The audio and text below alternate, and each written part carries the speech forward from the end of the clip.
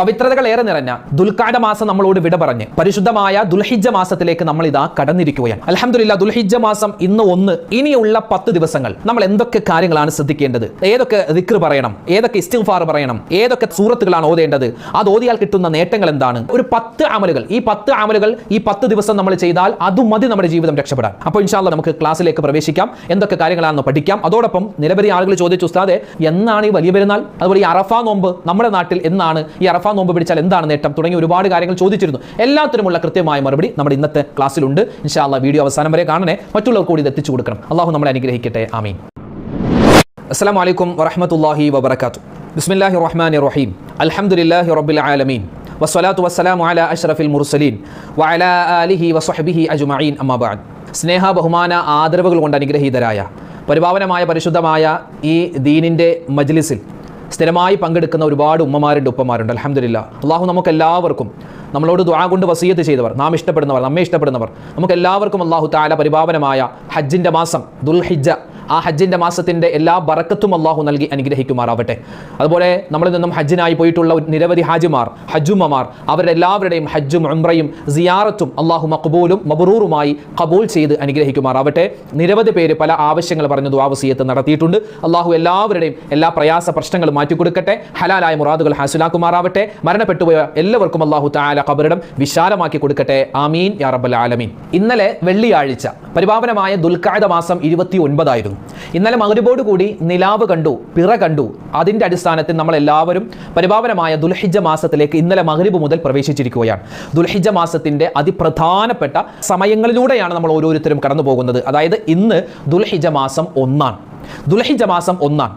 അപ്പോൾ ഇന്ന് മുതൽ ഇനി വരുന്ന 10 ദിവസങ്ങളിൽ നമ്മൾ ശ്രദ്ധിക്കേണ്ട അതിപ്രധാനപ്പെട്ട അമലുകളാണ് നമ്മൾ പരിചയപ്പെടാൻ പോകുന്നത്. പല ആളുകളും ചോദിച്ചു, ഉസ്താദേ ഇന്ന് ദുൽഹിജ്ജ 1 ആണെങ്കിൽ എന്നായിരിക്കും ഈ അറഫ നോമ്പ് വരിക, എന്നായിരിക്കും ഈ ബലിപെരുന്നാൾ വരിക? ബലിപെരുന്നാൾ എന്നാണ്, അതുപോലെ തന്നെ അറഫ നോമ്പ് എന്നാണെന്ന് നിരവധി ആളുകൾ ചോദിക്കുന്നുണ്ട്. അപ്പോൾ ഇന്ന് ശനിയാഴ്ച ദുൽഹിജ്ജ മാസം 1. അങ്ങനെയാണെങ്കിൽ അടുത്ത ഞായറാഴ്ച ദുൽഹിജ്ജ മാസം 9 ആയിരിക്കും. അടുത്ത ഞായറാഴ്ച ദുൽഹിജ്ജ 9. ആ അടുത്ത ഞായറാഴ്ച പകലാണ് നമ്മെ സംബന്ധിച്ചിടത്തോളം നമുക്ക് നമ്മുടെ നാട്ടിൽ അറഫ നോമ്പ് നമ്മൾ പിടിക്കേണ്ടത് എന്താണ്? അടുത്ത ഞായറാഴ്ച പകലായിരിക്കും. ദുൽഹിജ്ജ 9-നാണ് നമ്മൾ നോമ്പ് പിടിക്കുന്നത്, പ്രത്യേകം സുന്നത്തായ അറഫ നോമ്പ്.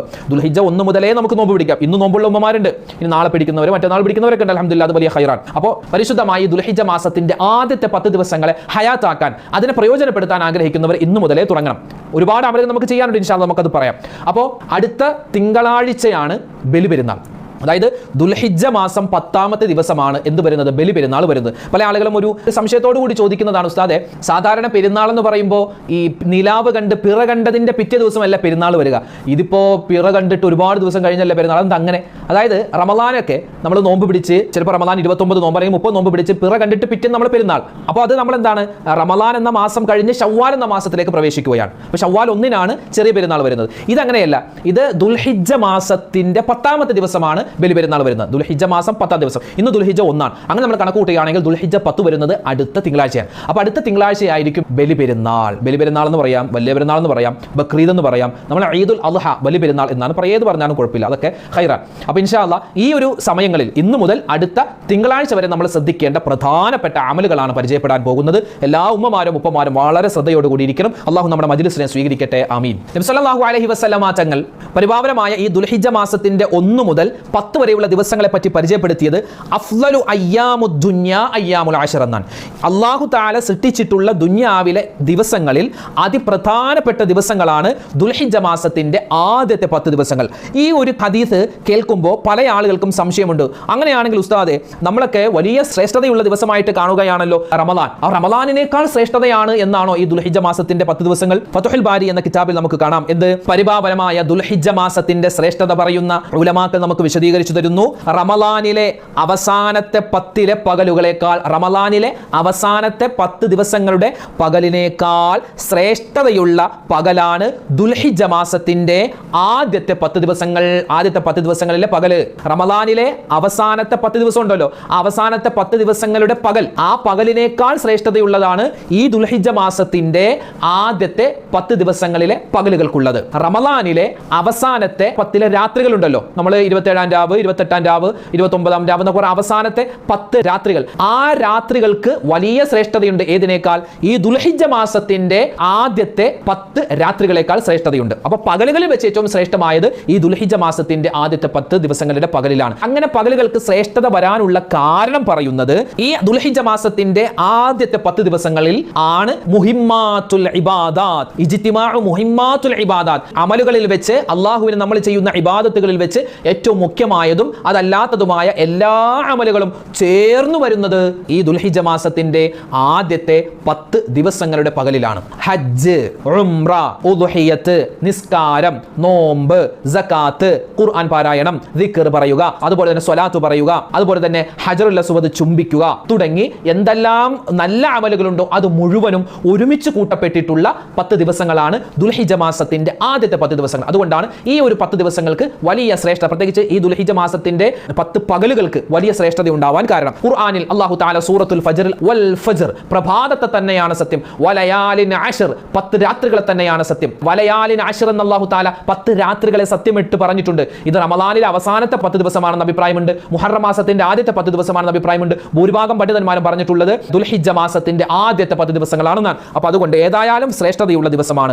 ഈ ഒരു ദിവസങ്ങളിൽ നമ്മൾ എന്ത് അമലാണ് ഏറ്റവും കൂടുതൽ ചെയ്യേണ്ടത്? അതാണ് ഒരുപാട് പേർക്കുള്ള സംശയം. എന്ത് അമലാണ് ചെയ്യുക ഉസ്താദേ? കേട്ടോ, ഒരു ഹദീസും അതിന്റെ വിശദീകരണവും മാത്രം നമുക്ക് പറഞ്ഞ് നമുക്ക് ഇൻഷാ അല്ലാഹ് ദുആ ചെയ്ത് പിരിയാം. മഹാനായ അബൂ ദർദാ റളിയല്ലാഹു തആല അൻഹു പറയുകയാണ്, അലൈക്കും ബിസൗമി അയ്യാമിൽ അശ്ർ വ ഇക്സാരി ദുആ വൽ ഇസ്തിഗ്ഫാരി വസ്സദഖതി ഫീഹാ ഫഇന്നി സമിഅതു നബിയ്യക്കും മുഹമ്മദൻ സ്വല്ലല്ലാഹു അലൈഹി വസല്ലം യഖൂൽ അൽ വൈലു ലിമൻ ഹുരിമ ഖൈറ അയ്യാമിൽ അശ്ർ ഔ കമാ ഖാല അലൈഹി സലാം. മഹാനായ അബൂ ദർദാ റളിയല്ലാഹു തആല അൻഹു പറയുകയാണ്, പരിശുദ്ധമായ ദുൽഹിജ്ജ മാസത്തിന്റെ ആദ്യത്തെ 10 ദിവസങ്ങൾ, ആ 10 ദിവസങ്ങളിൽ നിങ്ങൾ അധികരിപ്പിക്കേണ്ട അമലുകളിൽപ്പെട്ട ഒന്നാമത്തേത് നോമ്പാണ്, രണ്ടാമത്തേത് ദുആയാണ്, മൂന്നാമത്തേത് ഇസ്തിഗ്ഫാറാണ്, നാലാമത്തേത് സ്വതഖയാണ്. കാരണം നബി സല്ലല്ലാഹു അലൈഹി വസല്ലമ തങ്ങൾ പറയുന്നതായിട്ട് ഞാൻ കേട്ടിട്ടുണ്ട്, അതായത് ജീവിതത്തിൽ അല്ലാഹു തആല നന്മ ഖൈറിനെ തടയപ്പെട്ട ആളുകളുടെ അടയാളം എന്ന് പറഞ്ഞാൽ ദുൽഹിജ്ജ മാസത്തിന്റെ ആദ്യത്തെ 10 ദിവസങ്ങളിൽ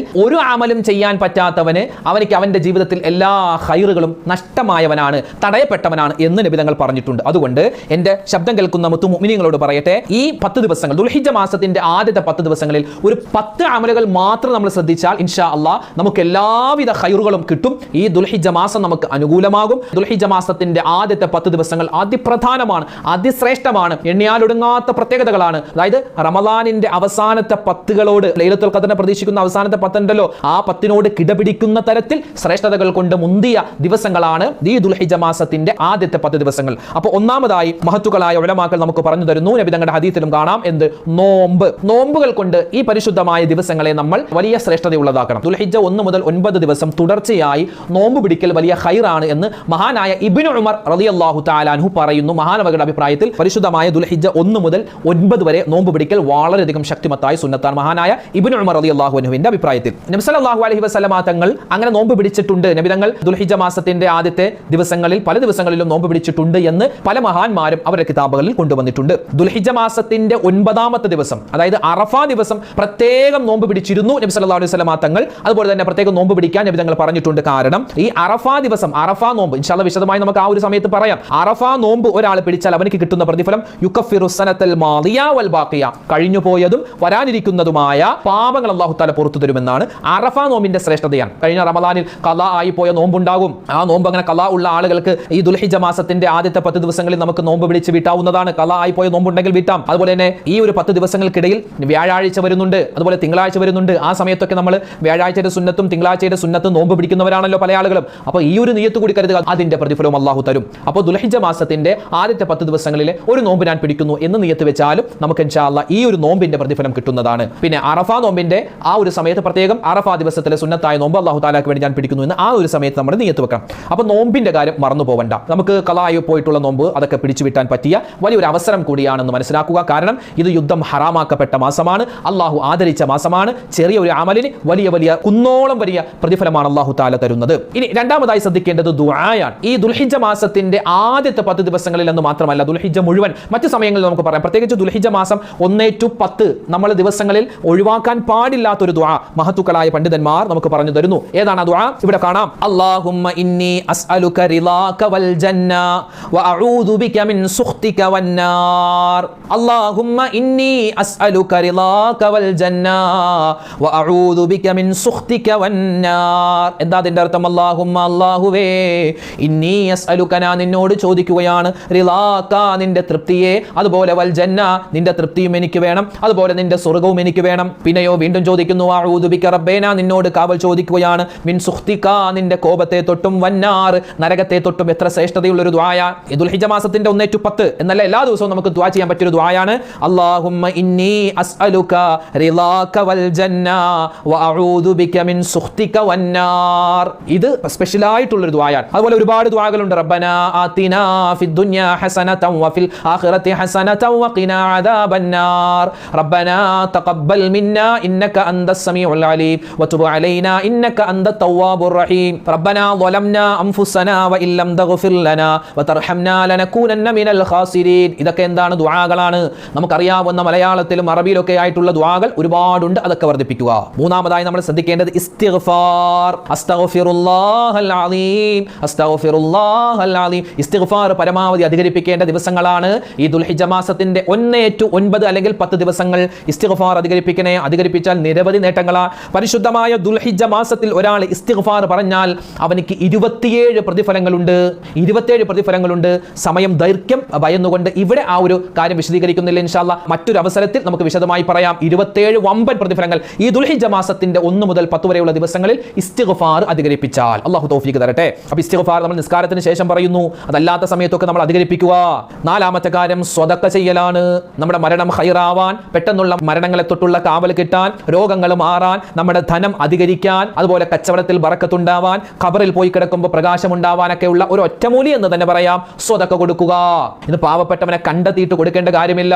ഇന്ന് നമ്മൾ ഓരോ ദിവസം നമ്മുടെ വാട്സപ്പിൽ എടുത്ത് നോക്കിയാൽ, യൂട്യൂബ് എടുത്ത് നോക്കിയാൽ, ഫേസ്ബുക്ക് എടുത്ത് നോക്കിയാൽ, സോഷ്യൽ മീഡിയ ആകമാനം ഒരു ദിവസം ഒരു 2-3 പേരെങ്കിലും നമുക്ക് അയച്ചു തരാറുണ്ട്. അല്ലെങ്കിൽ നമ്മുടെ ഗ്രൂപ്പിലൊക്കെ വരാറുണ്ട്. എന്ത്? കിഡ്നി അസുഖമായ ഒരാൾ ചികിത്സയിലാണ്, പ്രത്യേകം അദ്ദേഹത്തെ സഹായിക്കണേ, ഗൂഗിൾ പേ നമ്പർ, അത് നമ്പർ എന്നൊക്കെ പറഞ്ഞ് ഡീറ്റെയിൽസ് കൊടുത്തിട്ടുണ്ടാകും. ഇപ്പുറത്തെ ഒരു ക്യാൻസർ രോഗി, അല്ലെങ്കിൽ അപ്പുറത്ത് മറ്റെന്തെങ്കിലും ഒരു അസുഖം. അങ്ങനെ എത്രയോ ആളുകളാണ്, പാവപ്പെട്ട ആളുകൾ, അവർ സഹായം അഭ്യർത്ഥനയുമായിട്ട് വരുന്നത്. അപ്പോൾ അവരുടെ നമ്പറിലേക്ക് നമ്മളെ കൊണ്ട് പറ്റുന്ന രൂപത്തിൽ ഒരു 50, 20 അല്ലെങ്കിൽ 100 എത്രയാണോ നമ്മളെ കൊണ്ട് പറ്റുന്നത് അത് അയച്ചു കൊടുത്താൽ അതെന്താണ്? അതും സ്വതക്കയാണ്. അതോടൊപ്പം തന്നെ ശ്രദ്ധിക്കേണ്ട മറ്റൊരു കാര്യം, ചില ആളുകൾ തട്ടിപ്പുണ്ട്. എത്രയോ തട്ടിപ്പ് കേസുകൾ ഉണ്ടെന്നറിയോ? വെറുതെ അഭിനയിച്ചിട്ട് ഇങ്ങനെ പൈസ തട്ടുന്ന എത്രയോ ആളുകൾ. നമുക്ക് ഒരാൾ അയച്ചു തന്നാൽ അയാളോട് ചോദിക്കുക ഇത് ഉള്ളതാണോ? അപ്പോൾ ചിലപ്പോൾ നമുക്ക് അയച്ചു തരുന്ന ആൾ സത്യസന്ധനോ അല്ലെങ്കിൽ അയാളുടെ നാട്ടിലുള്ള ആളാവാം. അപ്പോൾ അങ്ങനെയൊക്കെയാണെങ്കിൽ നമുക്ക് പിന്നെ കൂടുതൽ അന്വേഷിക്കേണ്ട. ഒരുപാട് പേരുള്ള ഒരു വാട്സപ്പ് ഗ്രൂപ്പിൽ ഇങ്ങനെ വന്നാൽ നമ്മളത് പ്രധാനമായും ചെക്ക് ചെയ്യണം അതുള്ളതാണോ എന്നൊക്കെ. ഇനി നമ്മൾ ഒരാൾക്ക് അയച്ചു കൊടുക്കുകയാണെങ്കിൽ നമുക്ക് ബോധ്യമാവണം ഇത് സത്യസന്ധമാണ്, ഇങ്ങനെ ഒരു കേസുണ്ട്, ഇങ്ങനെ ഒരു രോഗി ഉണ്ടെന്ന് സത്യസന്ധമായി നമ്മൾ മനസ്സിലാക്കിയിട്ട് വേണം നമ്മൾ മറ്റുള്ളൊരു ഗ്രൂപ്പിലേക്ക് ഇട്ട് കൊടുക്കാൻ. അല്ലെങ്കിൽ നമ്മൾ നുണപ്രചരണമാണ്, വെറുതെ ഉള്ളൊരു മെസ്സേജ് ആണ് അയച്ചു കൊടുക്കുന്നതെങ്കിൽ നമ്മളും തെറ്റ് പ്രചരിപ്പിച്ച ഒരു ശിക്ഷയായിരിക്കും കിട്ടുക. ഇപ്പോൾ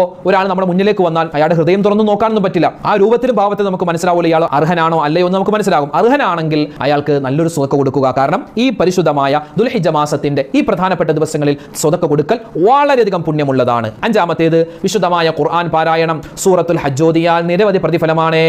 സൂറത്തുൽ ഹജ്ജ് ഓതിയാൽ ഒരുപാട് നേട്ടമുണ്ട്.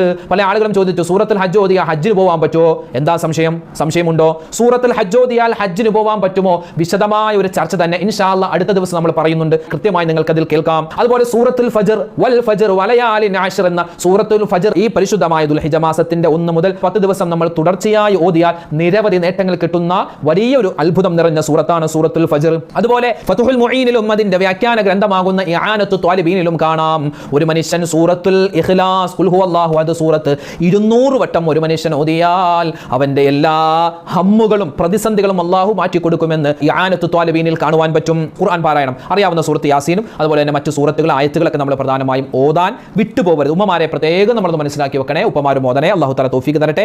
ആറാമത്തെ കാര്യം എന്ന് പറഞ്ഞാൽ സുന്നത്ത് നിസ്കാരങ്ങളാണ്. അല്ലെ, നമ്മൾ റമദാനിൽ വിത്ർ നിസ്കരിച്ചവരാണ്, പിന്നെ നിസ്കരിച്ചിട്ടില്ല, അങ്ങനെയല്ല. ഇനിയും നമ്മൾ നിസ്കരിക്കണേ. ദുഹാ നിസ്കാരം, ഇശ്റാഖ് നിസ്കാരം, ഹാജത്ത് നിസ്കാരം, അതുപോലെ തഹജ്ജുദ് നിസ്കാരം തുടങ്ങി ഒരുപാട് സുന്നത്തായ നിസ്കാരങ്ങളുണ്ട്. ആ നിസ്കാരങ്ങളൊക്കെ നമുക്ക് നിന്ന് പോയിട്ടുണ്ടെങ്കിൽ ഒന്ന് തുടങ്ങാൻ പറ്റിയ മാസമാണ് ദുൽഹിജ്ജ മാസം. അല്ലാഹു തൗഫീഖ് തരട്ടെ. ഏഴാമത്തെ കാര്യം കുടുംബ ബന്ധം ചേർക്കണേ. ഇപ്പോഴും ഒരുപാട് പേര് പിണക്കത്തില്ല. പിണക്കങ്ങളൊന്നും വേണ്ട. എന്തെങ്കിലുമൊക്കെ പിണക്കങ്ങളുണ്ടെങ്കിൽ അതൊക്കെ കൊണ്ട് പൊരുത്തപ്പെട്ട് കൊടുത്തേക്കുക. കുടുംബക്കാരായി, കൂട്ടുകാരായി, നാട്ടുകാരായി പിണങ്ങേണ്ട കാര്യമില്ല. കാരണം നമ്മൾ ഒരാളോട് പിണങ്ങിയാൽ, നമ്മൾ എന്തെങ്കിലും റോഡിൽ ഒരു ആക്സിഡന്റ് പറ്റി കിടന്നാൽ അല്ലാഹു കാക്കട്ടെ, ചിലപ്പോൾ ആ പിണങ്ങിയ ആളായിരിക്കും ഒന്ന് രക്ഷപ്പെടുത്തുക. അതുകൊണ്ട് പിണക്കങ്ങൾ മാറ്റണേ. പിണക്കങ്ങൾ മാറ്റാതെ നമ്മൾ ചെയ്യുന്ന ഒരു അമലും അല്ലാഹു സ്വീകരിക്കില്ല.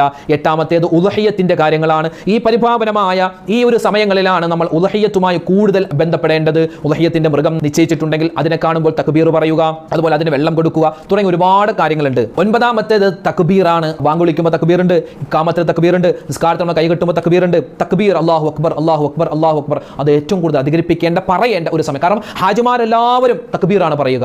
ഉംറക്ക് പോകുന്നവരൊക്കെ ഹറമിൽ ആരൊക്കെ ഉണ്ട് എല്ലാവരും തക്ബീർ, ലബ്ബൈക് അല്ലാഹുമ്മ ലബ്ബൈക്. ആ തൽബിയത്തും തക്ബീറുമാണ് ഏറ്റവും കൂടുതൽ ഈ ദുൽഹിജ്ജ മാസത്തിന്റെ ആദ്യത്തെ 10 ദിവസങ്ങളിലൊക്കെ ഹറമുകളിൽ മുഴങ്ങി കേൾക്കുന്നത്. 10ാമത്തേത് എന്തെല്ലാം സുന്നത്തായ കർമ്മങ്ങളുണ്ടോ, ദിക്റുകൾ സ്വലാത്തുകളൊക്കെ ഉണ്ടല്ലോ, അതൊക്കെ അധികരിപ്പിക്കേണ്ട സമയങ്ങളാണ് ഈ പരിപാവനമായ ഈ ദുൽഹിജ്ജ മാസത്തിന്റെ 1 മുതൽ 10 വരെയുള്ള ദിവസങ്ങൾ. അതുകൊണ്ട് ഇൻഷാ അല്ലാഹ് ഈ 10 ദിവസങ്ങളുടെ ശ്രേഷ്ഠത നമ്മൾ പറഞ്ഞു, ചെയ്യേണ്ട അമലുകൾ നമ്മൾ പറഞ്ഞു. അല്ലാഹു തആല ഇതൊക്കെ മനസ്സിലാക്കി നമുക്ക് എല്ലാവർക്കും പറഞ്ഞ് എനിക്കും കേട്ട നിങ്ങൾക്കും നമുക്ക് എല്ലാവർക്കും അല്ലാഹു തആല ഈ പറയപ്പെട്ട അമലുകളെല്ലാം ചെയ്യാനുള്ള മഹാഭാഗ്യം നൽകി അനുഗ്രഹിക്കുമാറാവട്ടെ. അല്ലാഹു തആല ആരൊക്കെ നമ്മളോട് ദുആ ചെയ്യാൻ പറഞ്ഞോ നമ്മുടെ വീഡിയോകൾക്ക് താഴെ കമന്റായി രേഖപ്പെടുത്തുന്നവർ, നേരിട്ട് കണ്ട് പറയുന്നവർ, ഫോണിൽ വിളിച്ച് പറയുന്നവർ, അല്ലാഹു ഇവിടെച്ചോനെ എല്ലാവരുടെയും എല്ലാ പ്രയാസ പ്രതിസന്ധികളും നീ മാറ്റി കൊടുക്കണേ അല്ലാഹ്. ഹലാലായ മുറാദുകൾ നീ ഹാസിലാക്കണേ അല്ലാഹ്. ഈ പരിപാവനമായ ദുൽഹിജ്ജ മാസത്തിന്റെ ആ ഒരു ബറക്കത്ത് കൊണ്ട് അല്ലാഹുവേ ഞങ്ങളുടെ എല്ലാ കാര്യത്തിലും നീ എല്ലാവിധ എളുപ്പവും റാഹത്തും സന്തോഷവും ബറക്കത്തും നൽകണേ റഹ്മാനെ. ഹാജിമാർ ഒരു പല ആളുകളും രോഗികളായി കഴിയുന്നവരുണ്ട് അല്ലാഹുവേ, എല്ലാവരുടെയും രോഗങ്ങളെ ശിഫയാക്കി ഈ പ്രാവശ്യത്തെ ഹജ്ജ് റാഹത്തായി അവർക്ക് ചെയ്യാനുള്ള അവസരം നീ കൊടുക്കണേ റഹ്മാനെ. ഞങ്ങൾക്കുമൊക്കെ ഹജ്ജ് ചെയ്യാനുള്ള അവസരം നൽകണേ അല്ലാഹ്. ആമീൻ യാ റബ്ബൽ ആലമീൻ. അസ്സലാമു അലൈക്കും വറഹ്മത്തുള്ളാഹി വബറകാതുഹു.